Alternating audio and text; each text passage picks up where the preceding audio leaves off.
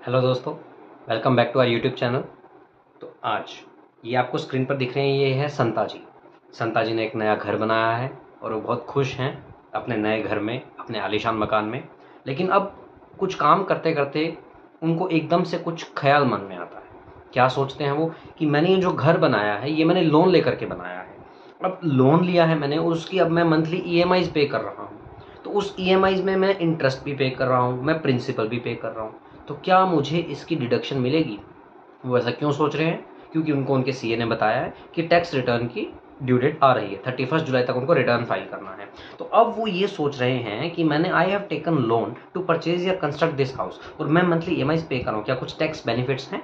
तो उनके सीए साहब ने क्या बोला कि हाँ है ना, चलिए देखते हैं कि क्या क्या आपको टैक्स बेनिफिट्स मिलते हैं अगर आपने हाउसिंग लोन लिया है। वो लोन किस पर्पस के लिए हो सकता है? आपने घर परचेज करने के लिए लिया है, या कंस्ट्रक्ट करने के लिए लिया है, या रिपेयर के लिए लिया है, या रेनोवेशन के लिए लिया है। इन सभी पर्पसेस के लिए अगर आपने लोन लिया है तो उससे रिलेटेड जो भी पेमेंट्स है उसके कुछ टैक्स बेनिफिट्स मिलते हैं। तो चलिए हम बारी बारी से देखते हैं कि उसमें क्या क्या टैक्स बेनिफिट है। सबसे पहले ये देखिए, तो जो आप ईएमआई पे करते हैं उसमें दो कंपोनेंट होते हैं, एक इंटरेस्ट अमाउंट होती है और एक प्रिंसिपल अमाउंट होती है। इन दोनों को मिलाकर के ईएमआई बनती है। पूरे साल में संता जी ने कितना इंटरेस्ट या कितना प्रिंसिपल पे किया है वो संता जी का बैंक उनको सर्टिफिकेट इशू करता है, उसमें वो देख सकते हैं कि कितना पोर्शन इंटरेस्ट का और कितना पोर्शन प्रिंसिपल का है। तो जो इंटरेस्ट अमाउंट है उसकी 3 सेक्शंस में डिडक्शन मिलती है, सेक्शन 24B में, 80EE में और 80EEA में। ठीक है। और जो प्रिंसिपल अमाउंट है उसकी 80C में डिडक्शन मिलती है। तो हम पहले इंटरेस्ट के बारे में डिस्कस करते हैं कि संता जी ने जो पूरे साल में इंटरेस्ट पे किया है इस घर के ऊपर, क्या उसको इसकी डिडक्शन मिलेगी?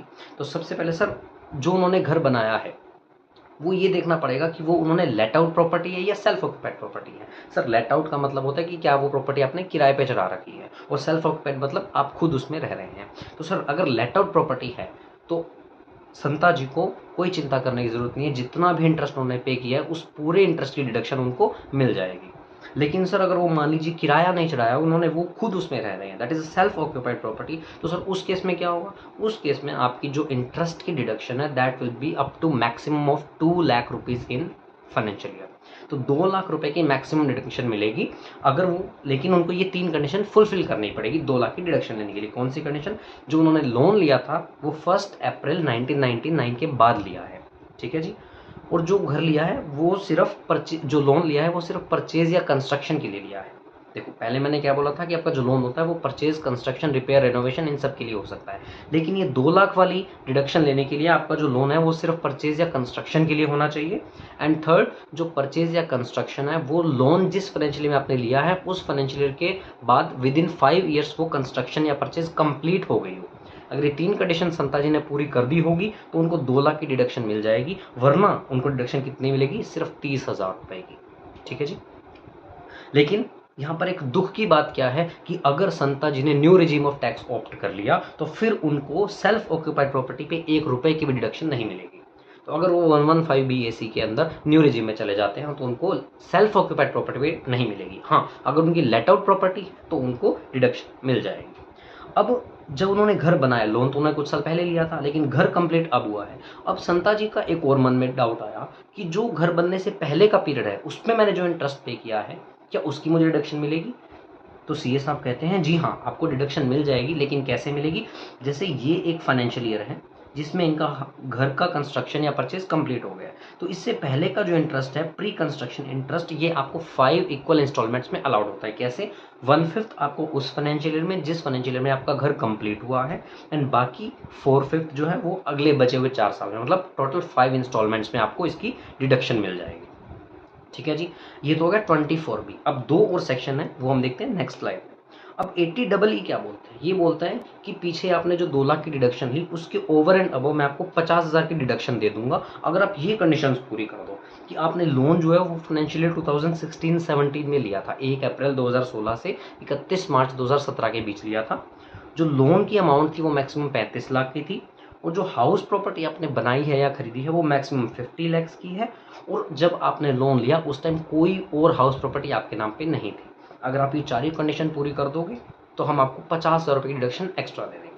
अब संता जी का फिर मुंह उतर गया। संता जी बोलेंगे कि इतना लिमिटेड केस, मैंने तो लोन फाइनेंशियल 2016-17 के बाद में लिया है, क्या मैं डिडक्शन नहीं ले सकता? तो संता जी को खुश करने के लिए एक नया सेक्शन बताया, वो है सेक्शन 80EE। ये क्या बोलता है कि अगर आपको 80EE नहीं मिल रहा तो आप निराश मत होइए, आपको यहाँ पर हम 1.5 लाख रुपए तक की डिडक्शन देंगे, आप ये वाली 3 कंडीशन पूरी कर दो। कौन सी 3 कंडीशन?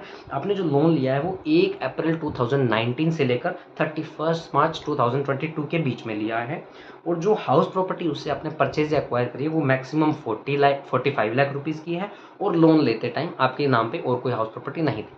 अब ये सुनकर के संता जी एकदम खुश हो गए। लेकिन एक और यहाँ पर झटका संता जी को क्या लगा कि ये जो दोनों सेक्शंस हैं, ये जो दोनों हैं, ये आपको न्यू रिजिम अगर आप ऑप्ट करते हो तो डिडक्शंस आपको नहीं मिलेंगी। अब 80EE और EE में से आप किसी एक में ही फॉल कर सकते हो। इन एनी विच वे आप किसी में भी अगर फॉल करते हो तो दोनों ही सेक्शन की डिडक्शन आपको न्यू रिजिम में नहीं मिलेगी। ठीक है जी, ये आपका था इंटरेस्ट 24B में 80EE और 80EE। अब संता जी कह रहे हैं कि लेकिन जो प्रिंसिपल का पोर्शन होता है, जो प्रिंसिपल पेमेंट्स होती है, उनकी कितनी डिडक्शन मिलेगी? तो उनकी डिडक्शन संता जी को मिलेगी 80C के अंदर।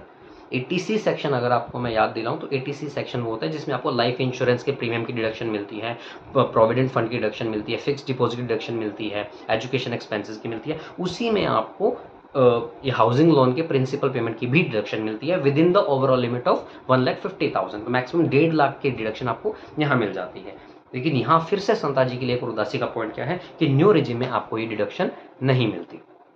तो आई होप आपको यहाँ से क्लियर होगा कि हाउसिंग लोन अगर आपने लिया है तो इंटरेस्ट का क्या टैक्स ट्रीटमेंट होता है और प्रिंसिपल पेमेंट्स का क्या टैक्स ट्रीटमेंट होता है। अब मैं आपको एक बार ITR भी गो थ्रू करवा देता हूँ कि इनकम टैक्स पोर्टल पर जब आप ITR बनाएंगे तो वहाँ पर न्यू रेजिम में और ओल्ड रेजिम में कितना कितना डिडक्शन आप कैसे कैसे डाल सकते हैं। ITR 1 खोला हुआ है, तो जब आप ITR 1 में पर्सनल इन्फॉर्मेशन टैब पे जाएंगे तो वहाँ पर आपको दिखाई देगा do you wish to exercise the option under section 115 BSc 6 of opting out of new regime.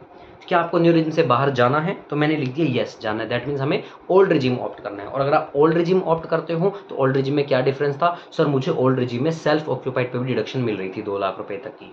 ठीक है जी, ओके। तो चलिए चेक करते हैं हाउस प्रॉपर्टी में आपको सेल्फ ऑक्यूपाइड केस में आपको कितने डिडक्शन दे रहा है।